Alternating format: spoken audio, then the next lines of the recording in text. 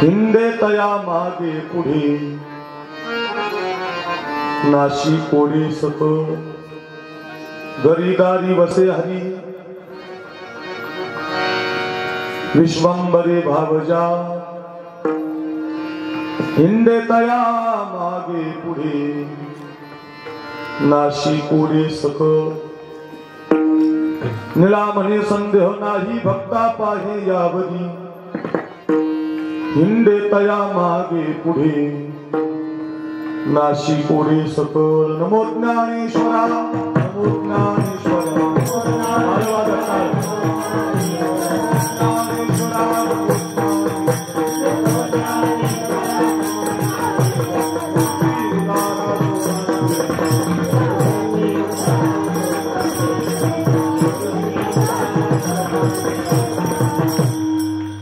मुक्ताबाई नमो त्रिभुवन पावन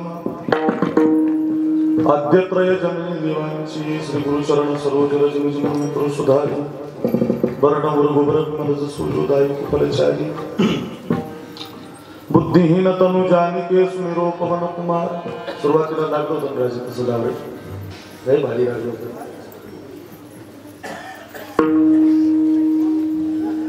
श्री गुरुचरण सरोज रजनी म्हणून मुकुर माझ्या कानावर आवाज आला पाहिजे थोडस वर्ण वर्गोबर मनज सूर्योदय फलचारी कमी करू नका बुद्धिहीन तनु जानिके स्मिरो पवन कुमार बल बुद्धि विद्या देव मोही हरव कली सपिका श्री संताची माथा चरणावरी साष्टांग ही करी दंडवत विश्रांती पावलो सांभाळा कली वादळी अंतरी प्रेम सुख सर्व सुखयाची येतेची उरणी संतांची देखील चरणांबुजे सर्व काळ होतो आठवी तमनी फिटली ते धनी येणे काळे मस्तक माझा पायावरी या वारकरी संतांच्या विठाला विठाला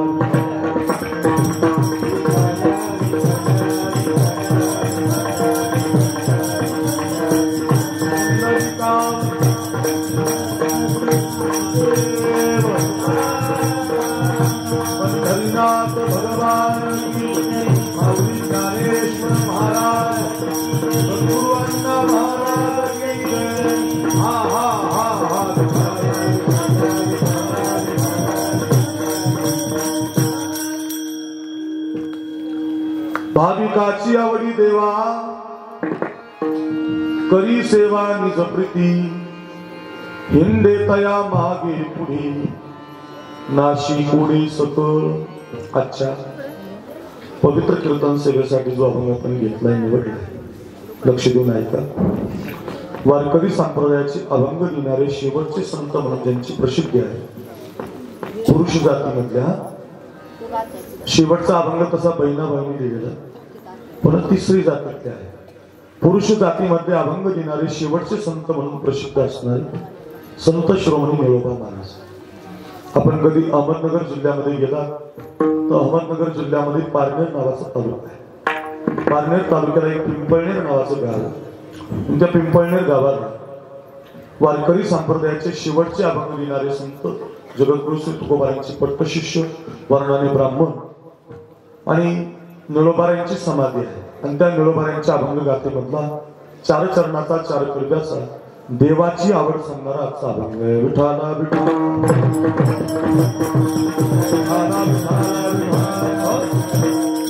कीर्तनामध्ये नेहमी माणसाची आवडी सांगितल्या जातात बस कीर्तनामध्ये नेहमी साधूची आवडी सांगितल्या जातात पण आता उद्या जागर आहे परवा दिवशी आपला काल आहे 2 दिवसात आपला सप्ताह समाप्त आला आहे तर ज्या भगवंतासाठी ज्या अण्णा महाराजांसाठी आपण सप्ताह करतो त्या देवाला नेमकं काय आवडतं त्याचं वर्णन आजच्या अभंगामध्ये निळोबाईंनी मांडलेलं आहे आपण त्या अभंगाचं गोड चिंतन अल्पशा 11 वाजेपर्यंतच्या वेळेमध्ये पाहण्याचा प्रयत्न करणार आहोत पैकी अल्पसा पर्याय आहे आपल्या या श्री क्षेत्र मेंढा नगरीमध्ये वैकुंठवासी ब्रह्मजी गोरोबा काकांची सेवा ज्यांच्या जीवनामध्ये अभिनत घडली अशी अण्णा महाराज यांच्या 32व्या पुण्यतिथीच्या निमित्तानं 32व्या संजीवन समाधी सोहळ्याच्या पुण्यतिथीच्या प्रत्यर्थ भव्यदिव्य स्वरूपाचा हा 32 वर्षापासून चालत असलेला श्रीमद भागवत कथा ज्ञान यज्ञ आणि अखंड हरिनाम सप्ताह सोहळा या ठिकाणी चालू आहे.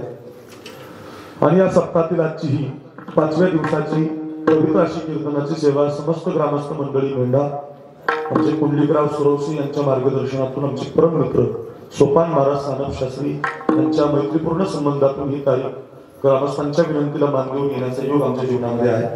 अतिशय सुंदरसं वातावरणाचा कार्यक्रमाला उपस्थित आहे. महाराष्ट्रातील लोकप्रिय असणाऱ्या संस्था आणि त्या संस्थेची सगळी विद्यार्थी आज आपल्याला गाण्यासाठी आहे.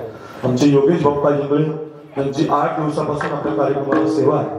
यांच्या संस्थेतील विद्यार्थी असतील, आपल्या महाराष्ट्रामध्ये त्यांच्या संस्थेचं नाव गाजलेलं आहे असे आमचे रघुनंदन महाराज पुजारी तेरकर यांच्या संस्थेतील विद्यार्थी असतील, आज आपल्याला गाण्यासाठी उपस्थित आहेत. त्यामध्ये प्रथम तास ज्यांनी गायली ते रघुनंदन महाराजांच्या संस्थेतील विद्यार्थी. मागं म्हणणं सोपं नसतं, पण त्याच्याही मागं उत्तम गायलं असे आमचे योगेश बाप्पा इंगळे यांच्या संस्थेतील विद्यार्थी या 2 गायकांनी चाल गायली. दोनही वादक अतिशय सुंदर आहेत, माझ्या संगतीत आलेले, माझी गाडी चालवतात, माझ्याबरोबर असतात, अखंड माझ्यावर प्रेम करतात. तयारीचं वाजवणं आहे, त्यांची मोठी संस्था माझ्या नावाने आहे. आमचे आप्पासो महाराज कुठे आपल्याला वाजवण्यासाठी आहे. आपल्या सप्ताहाचं प्रमुख मार्गदर्शन या विद्यार्थ्यांना घेऊन या कार्यक्रमाला करण्याचं काम करणार आहे जे योगेश बाप्पा इंगळे यांच्या संस्थेवरती माझी 2-4 वर्ष कार्याची कीर्तन झालेली आहे. असे आमचे बाप्पा आपल्याला वाजवण्यासाठी आहे. दोनही वादकांना वंदन. आपण उभे असणारे गुणवान काळकरी या धाराशिव जिल्ह्यातील, उस्मानाबाद जिल्ह्यातील तेर परिसर असेल, मेंढा परिसर असेल, पंचक्रोशीतून जमा झालेली गुणवान काळकरी मंडळी, या लाईनची सगळी गुणवान काळकरी मंडळी, हार्मोनियम वादक बसलेल्यापैकी रघुनंदन महाराज आज कार्यक्रमासाठी उपलब्ध आहे. आणि आपल्या या सप्ताहाचं भाग्य आहे की मुक्ताई नगर सारख्या मुक्ताबाईची कृपा घेऊन, मुक्ताबाईंची ज्यांच्यावरती कृपा आहे, मुक्ताई नगर जळगाव या भागातून आपल्या मराठवाड्याला यांच्या वाणीनं, श्रीमद भागवतानं बाप, आई, धर्म, मंदिर, शिवाजी महाराज सगळ्या विषयाला हात घालून समाजाला कीर्तन कसं शिकवलं पाहिजे हे महाराष्ट्रात 2-4च कीर्तन करायला जमलंय. त्याच्यामध्ये टॉप 10 मध्ये ज्यांचं नाव आहे असे आमचे समाधान महाराज भुजेकर जोरात टाळी वाजवून मोठी व्यक्ती आहे. कीर्तन झालं महाराजांचं आणि आपलं भाग्य आहे की आपल्याला त्यांची कथा मिळते. डायरीमध्ये जागा नाही त्यांच्या, तरी सुद्धा महाराज एवढा मोठा व्याप सोडून आपल्या या अण्णा महाराजांची आपल्यावरती कृपा आहे. महाराजांचा आशीर्वाद घेण्यासाठी या ठिकाणी समाधान महाराज भुजेकर आपल्याला कथाव्यास म्हणून मिळालेले आहे. त्यांनाही कोटी कोटी वंदन. माझ्यासारख्या कीर्तनात येऊन बसले ते प्रेम आहे त्यांचं. नाही तर कथा करून कीर्तनाला बसणं सोपं नाही महाराज, पण आमच्या प्रेमाखातीर आम्ही हृदय भिन्न आहोत, एकत्रित आहोत, मित्र आहोत, जीवलग आहोत. त्यांच्या भागात आम्ही गेलो म्हणजे ते आम्हाला मान देतात. आपल्याकडे आलं म्हणजे आपण त्यांना दिलं पाहिजे. असे आमचे समाधान महाराज यांना माझं वंदन, रघुनंदन महाराजांना वंदन, योगेश बाप्पांना वंदन. आधी करून पंचक्रोशीतील जमलेली गावातील सगळी या परिसरातील गुणवान भाविक मंडळी, माता माऊल्या, तरुण मंडळी या कार्यक्रमाला सजवणारी, दजवणारी, मोठं बनवणारी, आपल्या जीवनातला अनमोल पैसा या तीर्थक्षेत्रासाठी, मंदिरासाठी जागृत देवस्थान म्हणून प्रसिद्ध असणारे अण्णा महाराज, त्यांची कृपा आपल्यावरती राहावी. साधूची सेवा त्यांनी केलेली आहे. गोरोबा काकांची सेवा 46, 43, 50 वर्ष जीवनात अविरत घडलेली आहे. मजदास करी त्यांचा, संत दासांच्या दासांचा, अशी संत दासांची सेवा त्यांच्या जीवनात आहे. पण त्या संतांची कृपा अविरत राहावी म्हणून अनंत वर्षापासून आपण हा सप्ताह चालवता. प्रत्येक जणाने इथं जो हिस्सा उचललाय, चटई उचलण्यापासून ते काल्यापर्यंत जे जे योगदान देणारे त्या सगळ्यांच्या सहकार्यातून चालत असलेला सप्ताह आहे. आमच्या संगतीमध्ये अक्षय महाराज, आमचे दत्ता महाराज आहेत. हो, सगळीच मंडळी प्रेमाची आहे. कीर्तन सेवा आज ऐकण्यासाठी या परिसराचं वैभव असणारे जवळच आपल्या एक 5-7 किलोमीटर अंतरावर शिवडी नावाचं गाव, पांडुरंग शिवडीकर वकील प्रसिद्ध आहे. कोणत्याही केसचा निकाल लवकर लावतात बरं का. महाराज लोकांच्याही केसेस त्यांच्याकडे असतात. महाराष्ट्रातले सगळे नामांकित कीर्तनकार त्यांच्याकडेच भांडण घेऊन जातात. आमचा असा घोटाळा झालाय, तेवढा आमचं मिटवून द्या. मिटवून घेण्याचं काम आमचे वकील शिवडीकर करतात.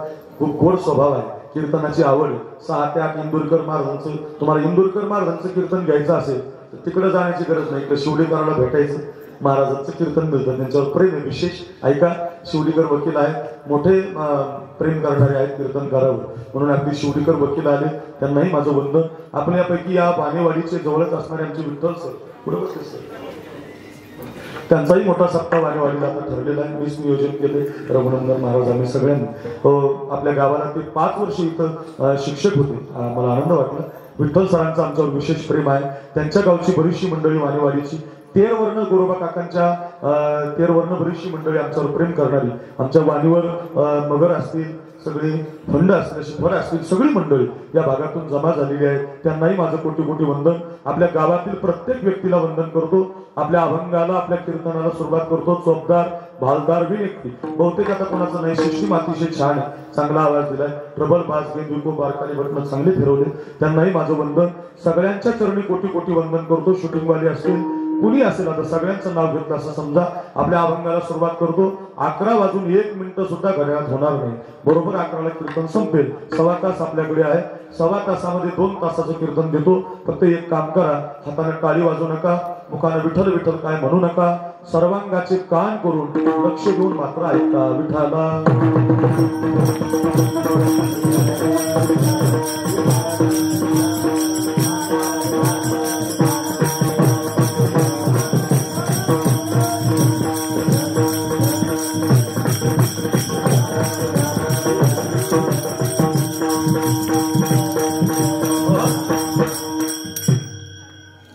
वारकरी संप्रदायाचे पुरुष जातीमधील शेवटचे संत आहेत निळोबा महाराज. आणि निळोबा महाराजांचा उत्तम लागले बघा बरं का. निळोबा महाराजांच्या अभंग गाथेमधला हा 4 चरणाचा 4 कडव्याचा अभंग आहे. या अभंगाद्वारे निळोबा महाराज देवाची आवड आपल्याला सांगतात. देवाला काय आवड काय असतं? 3 आवडीनं जग भरलेलं. एक माणसाची आवड, एक साधूची आवड आहे आणि देवाची आवड. या 3 आवडीपेक्षा जगात दुसऱ्या आवडी. माणसाच्या का आवडी आहेत ते वाङ्मयामध्ये त्याचं प्रतिपादन. काय आवडतं माणसाला? 2-4 नमुन्याचं खायला आवडतं, 2-4 नमुन्याचं प्यायला आवडतं, फिरायला आवडतं, घुमायला आवडतं. टीव्ही, वनडे, कसोटी, 20 IPL, राजस्थान, दिल्ली, पंजाब, विराट कोहली, धोनी, गांगुली, कोण कोणाचं काय कोणाचं काय वेगवेगळं बघा. मंडपात तिथं जेवढे 1000-2000 लोक आहेत ना, या प्रत्येकाची आवड वेगवेगळी झाली आहे. म्हणून समाधान महाराज कीर्तनामध्ये काहीला गायन आवडतं, कीर्तनात काहीला पटवाज आवडतो, कीर्तनात काहीला विनोद आवडतो, कीर्तनात काहीला विरह आवडतो, कीर्तनात काहीला चिंतन आवडतं, कीर्तनात काहीला गायन आवडतं. म्हणजे असं प्रत्येक गोष्टीचं हे कीर्तन ऐकणाऱ्या मंडळीचे आवड बनलेली आहे. म्हणजे ज्याला सगळं देता येतं का तो महाराष्ट्रातला फोकसचा कीर्तनकार. विनोद आला पाहिजे, विरह आला पाहिजे, चिंतन आलं पाहिजे. का समाज हा वेगवेगळ्या आवडीचा आहे. कुणाला काय कुणाला काय कुणाला काय. प्रत्येक काहीला सप्ता करायला आवडतं तर काहीला कसं मोड हे पण आवडतच मला. म्हणजे भिन्न भिन्नचे मार्ग. नास्तिक असू द्या, आस्तिक असू द्या, जगातल्या प्रत्येक माणसाला आवड आहे. आता हे काय माहिती का, सगळ्यांच्या आवडी सांगत बसतो तर आपल्या एकटाच जाईल. पण ज्ञानेश्वरीमध्ये ज्ञानोबारांनी त्याच्यासाठी एक ओवी वापरली, तिला स्पर्श करतो आणि पुढे जातो. ज्ञानोबाराय म्हटले जगातल्या प्रत्येक माणसाला या 2 गोष्टीची आवड आहे. एक जगस्प्रियास्पद, एक सार्वभौम पद, नमरणी निर्विवाद जगा पडिये. माऊली म्हटले जगा पडिये. जगाची आवड काय? 1 नंबर सत्ता. आता तुम्ही एवढे जण बसला तिथं, सांगा बरं, उद्धव ठाकरे खाली वाढावा आणि त्याच्या खुर्चीवर मी बसावं, कुणाला नको? लॉकडाऊन मध्ये मला वाटायचं कीर्तन बंद केले राहावी, फटकून खाली वाढावं त्याला, मी खुर्चीवर बसावं वकील साहेब, आणि त्याला एकदा खाली ओढून मी बसून पहिले कीर्तन चालू करा. आम्हाला वाटत होतं या विश्वातल्या प्रत्येक व्यक्तीला सत्ता आवडत असते बघा. बापाला मुलावर करायला आवडते, मुलाला बायकोवर करायला आवडते, बायकोला नवऱ्यावर करायला आवडते. सत्ता नावाचा गुण आहे तो प्रत्येकाला आवडतो बघा. प्रत्येकाची आवड आहे सत्ताधीश असावं. तुम्हाला महाराज नाही आवडत, आम्हाला नाही आवडली तुम्हाला सत्ता, तर दुसरी गोष्ट माऊलीने सांगितली, न मरणे निर्विवाद जगा पडी. अमरपणा सांगा ना मला. इथं बसल्यापैकी कोणाला वाटतं तुम्ही जावं म्हणजे तुमच्या घरी बांगड्यावर झोपायला नाही, हे वर उपर उपर. कुणाला वाटत सांगा गाडीत घेऊन जातो, घाटामध्ये जाताना सोडून देतो. आगामर हा बोलून सहाती आणि मेलियावरी रडती. मर शब्द सहन होत नाही, मरण दूर आहे. काय गंमत आहे बघा. मरण कुणालाच आवडत नाही बरं का, पण मरण मात्र कुणाच्या बापाला चुकत नाही बरं का. नो हे तुझा हा परिवार. इतके गोड प्रमाणे तू करायचे. वा वा.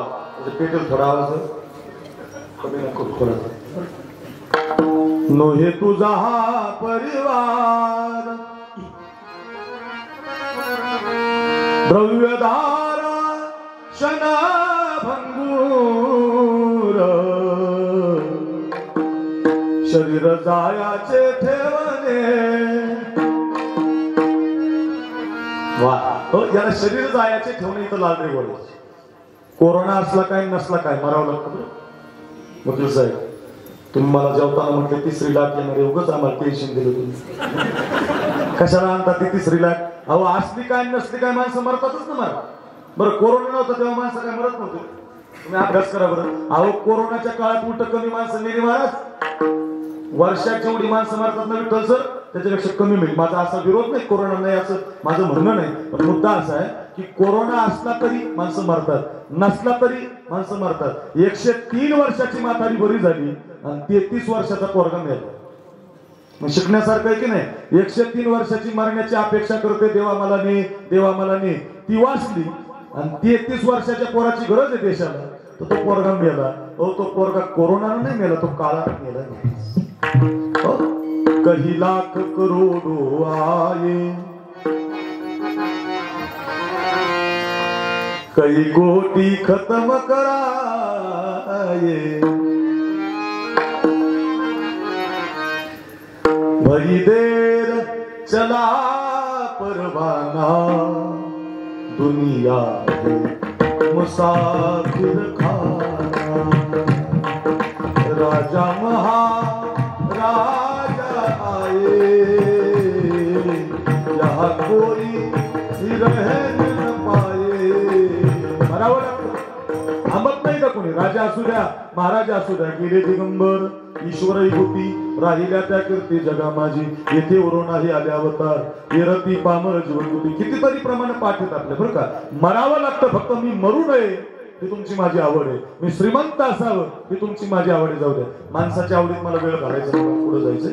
माणसाला काय आवडतं हे राहू द्या, आता कळालं तुम्हाला. 2 नंबर साधूला आवडतं. साधूला या विश्वात जेवढे साधू झाले ना, ते अण्णा महाराज असतील, गोरोबा काका असतील, ज्ञानोबा असतील, तुकोबा असतील, तुमच्या उस्मानाबादकरावर, महाराष्ट्रात भारत देशात जेवढे म्हणून साधू झाले त्या सगळ्या साधूची एकच आवड, किंबहुना सर्व सुखी पूर्ण होऊन तिन्ही लोकी, भजजो आदि पुरुषी अखंडी, अवघाची संसार सुखाचा करीना, अवघाची बोला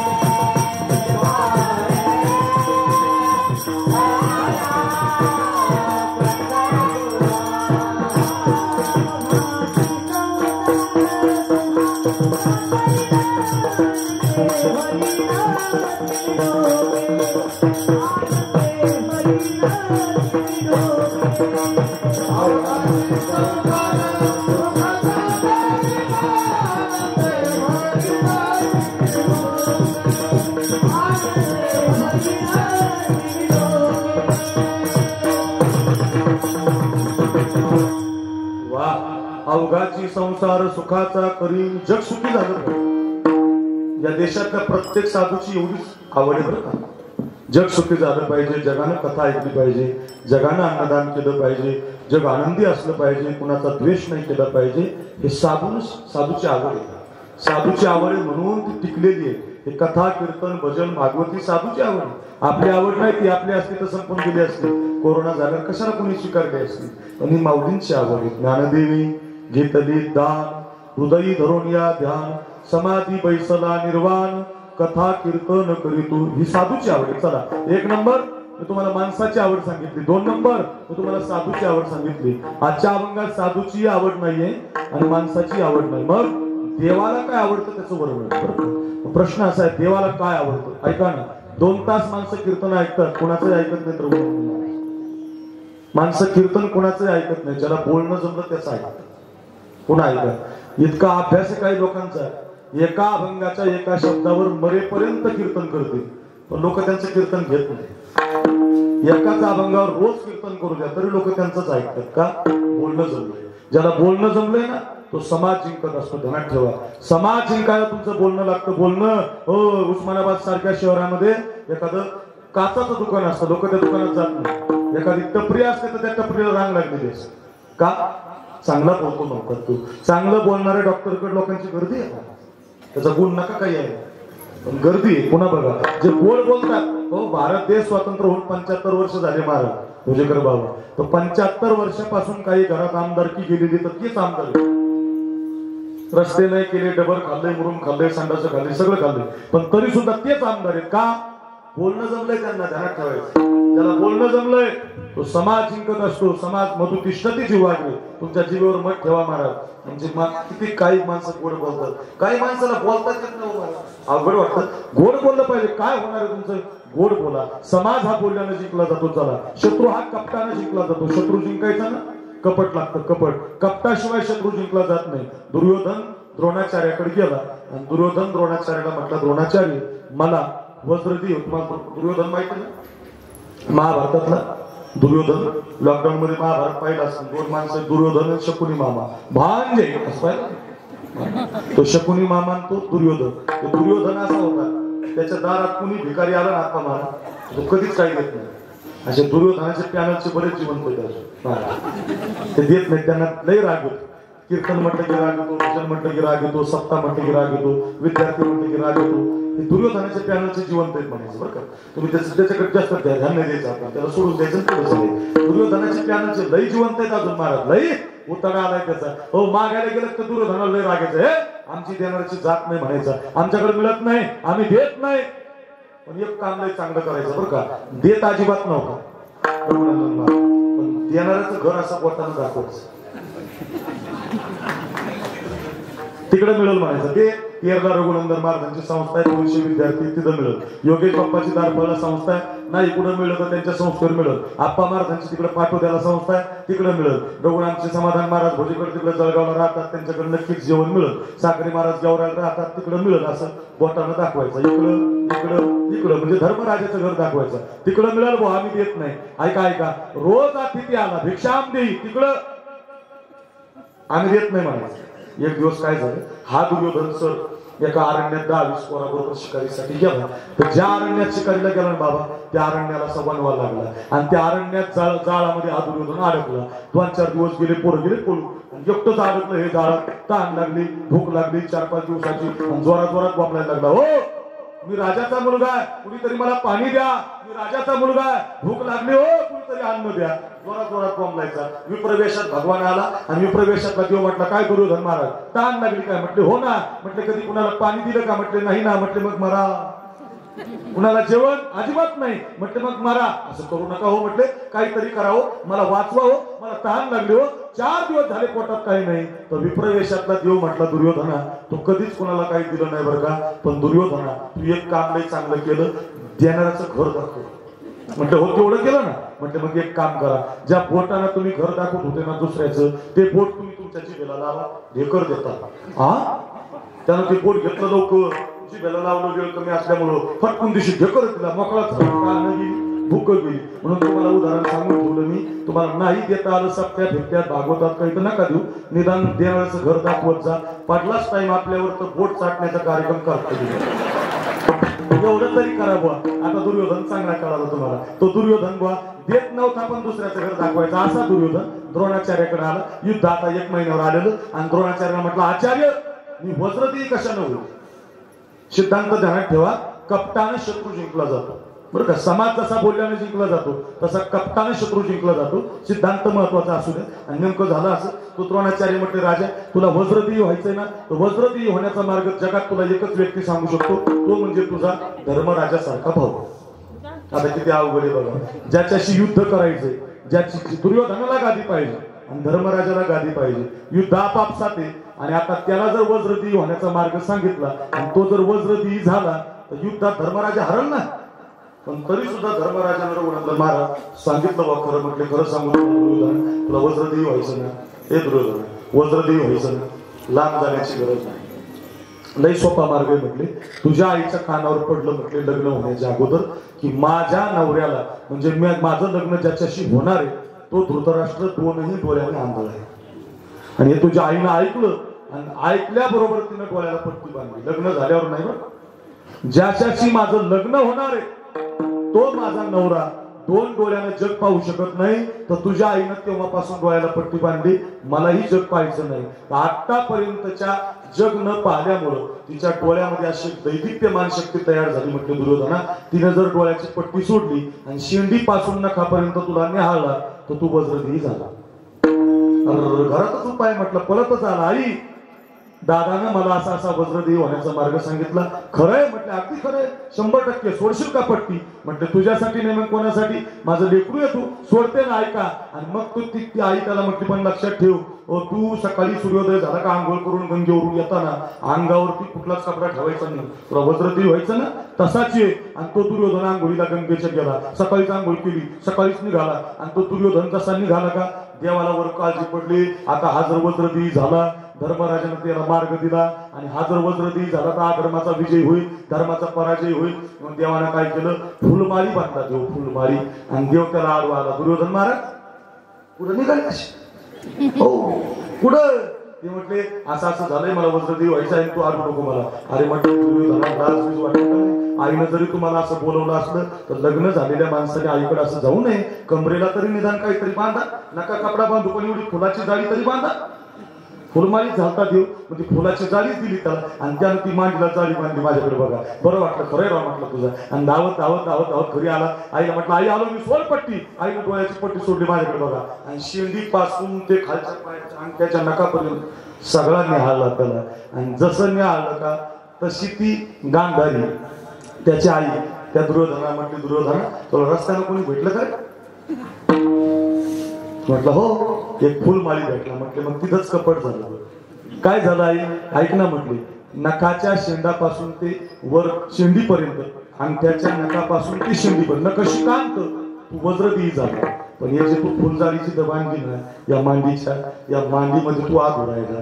आणि मग त्याच्या लक्षात आलं, भीमाचं दुर्योधनाचं गदा युद्ध लागलं आणि ते भीम गदा मारायचं त्याच्या छातीवर आणि ते फुगायचं महाराज, वज्रदेही ना ते, त्याला गदा लागत नसायची. भीमानं विचार केला, एवढीच परत गदा मारतोय, मरत का नाही? आणि मग देवाने त्याला हाक मारली, हे भीमा, अरे त्याच्या मांडीवर गदा मार, मांडीवर. आणि मग मांडीवर गदा मारली, दुर्योधन संपवला. महाभारतात एवढी कथा पाच झाली, असे 9 कपट आहेत, 9. त्याच्यातलं एक सांगितलं, भगवंतानं कपट केलं म्हणून पांडव विजयी झाले. कपटे न शत्रू, ध्यानात ठेवा, शत्रू जिंकायचा कपटाशिवाय नाही, समाज जिंकायचा बोलण्याशिवाय नाही. समाधान महाराजांची माझी मैत्री कायम ठेवायची, योगेश बाप्पाची माझी मैत्री कायम ठेवायची, आमच्या रघुनंदन महाराजांची माझी मैत्री कायम ठेवायची. मैत्रीमध्ये सत्य लागतं महाराज, मैत्रीमध्ये खोट चालत नाही बरं का. सत्यानं मैत्री टिकली जाते. चला, समाज बोलल्यानं, शत्रू कपटानं, मित्र सत्यानं. आता महत्वाचं आहे ऐका, या विश्वातल्या कोणत्याच देवाला असलं काही लागत मग गिरीधर लाल तो भावता वा अंतरीची घेतो गोडी गोडी बाहेर जोडी भावाची राह. तुमचा भाव किती क्वालिटीचा, तुम्ही किती शुद्ध आहे, तुमचं अंतकरण किती पवित्र आहे हे पाहतो देव. काही नलगे एक भावाची कारण, तुका म्हणे विठोबाची थोर प्रेमाचा भुकेला, हाची दुष्काळ तयाला, देव भावाचा भुकेला, वैकुंठ सोडून आला, देवा कारणे भाव तस्मा द्यावे न लगे फारसे झाले चित्त तरी एवढ्यासाठी नका करू वाता हात. इथं दुसरं काय, फक्त भाव भावची कारण किती प्रमाण देऊ मला? शुद्ध भाव ज्याचा झाला दुरी नाही देव त्याला. मग तुमचा भाव शुद्ध झाला का मंदिरात जाण्याची गरज अजिबात नाही.